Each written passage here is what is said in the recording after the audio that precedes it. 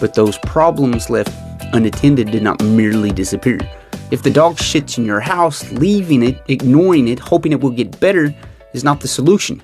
Your house is still going to smell like shit, man. Gentlemen, even if your eyes are closed. Blindfolded ourselves more times than that pleasure-seeking chick in 50 Shades of Grey. And I don't know about you, but being unable to see is not my kind of kink. And you're wondering, where the hell is he going with this? So I think it's important I tell you a story of when I was a kid. I was 6 years old and staying the weekend with my older cousins, Mystery and Ryan. They were around 13, 14 years old, and as teenagers will, especially when entertaining a young, daring 6-year-old, they thought, let's spice things up.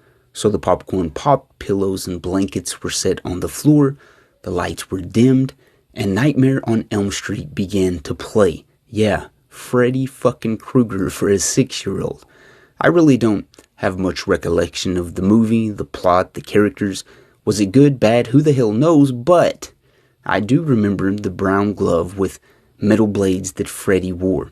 And on top of that, he caroused around in people's dreams. Freddy was the monster that invaded your sleeping moments, those susceptible moments when one's not consciously awake. Ask yourself, how many monsters are kicking your ass because you're sleeping your way through life? And if the data in the old memory bank serves me correctly, during the movie I believed I fared pretty well. I mean, I put on a ballsy and brave showing for the older cousins, but after, and it's always the after effects that chop us down to size, right? I was back at home in my own dark, shadowy room with no older cousins, no light, no more balls, and definitely stripped of any bravery. And as the rose bush outside my window scratched across the glass, just like the sound of Freddy's blades, I couldn't help but multiply the size of the shadows climbing my walls.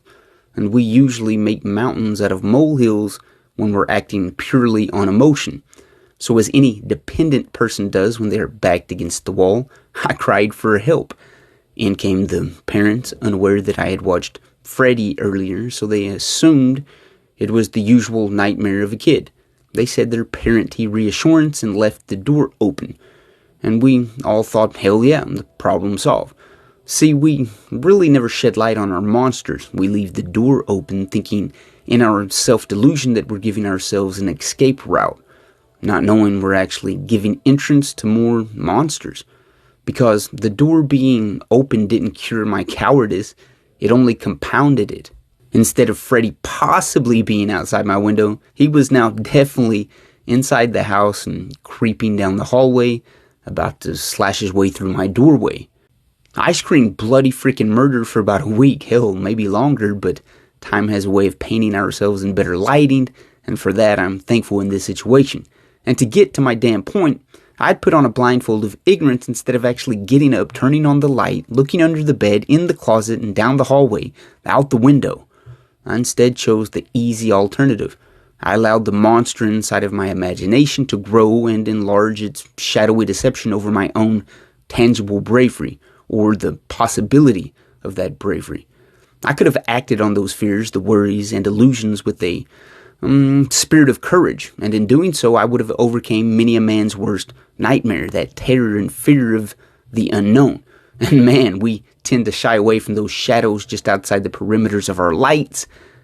Why? Well, because we don't know what the fuck's out there. It could be Freddy Kreugar, 50 Shades of Grey, Whoopi Goldberg, COVID, Putin, shit, who knows? And so within us all, there are those anxiety-inducing monsters that spill into our waking moments and that keep us with our sheets pulled over our head. But in every horror movie I've watched, those that sit back blindfolded from reality, just hiding in the closet, hoping the monster will simply leave, well, they're the first to be brutally slain. Blood and guts replace balls and backbones. And we're tired of being the fearful ones with our ambitions gutted and strewn all over the street. So the recourse, the alternative to hiding from the unknown monster, is to actually stand up and begin pursuing the monster, the unknown, that thing that leaves us paralyzed in stupid fear. And we all have our monsters, and we've all bought into the fallacy of the young kid. That kid that believes if he wears the sunglasses, then no one can see him. But those problems left unattended did not merely disappear. If the dog shits in your house, leaving it, ignoring it, hoping it will get better is not the solution. Your house is still going to smell like shit, man, even if your eyes are closed. And how many doors have you left open for the unmet monsters? The stench will be your answer. And by unmet, I simply mean those things that we cover up with excuses and ignorance and cowardice. We swept that shit under the rug for so long that now we can't decipher between right, wrong, fear, courage. We've lost our backbone and we've lost our balls. We've lost the very nature of what it means to be man. And that's a very hopeless place to be, trust me. I'm fighting my way out of it now. And I'm tired of letting the Freddy Kruegers of my imagination run wild in my dreams. If we could just ever pinch ourselves hard enough to wake the hell up, maybe we could start chasing those fake-ass monsters and start chopping some heads off. And like any fake shit in this world, bullies, liars, all the things that like darkness better than the light, when we start calling them out, their perceived power disappears, and our actual power extends itself to our benefit.